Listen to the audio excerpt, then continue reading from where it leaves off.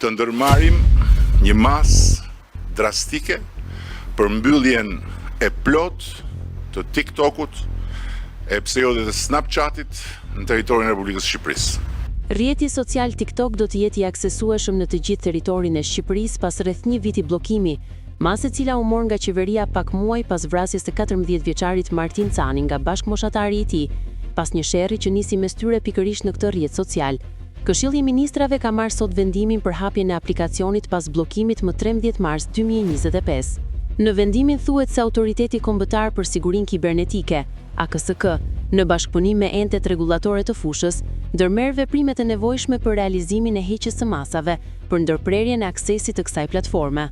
Kryeministri Edi Rama pati deklaruar asojkohë se mbyllja do të ishte e përkohshëm dhe se aplikacioni do të rihapej sapo të arrijej dakordësia me kompaninë kineze për vendosjen e filtrave, për shkak të efektit të pretenduar negativ mbi shëndetin psikoemocional të fëmijëve.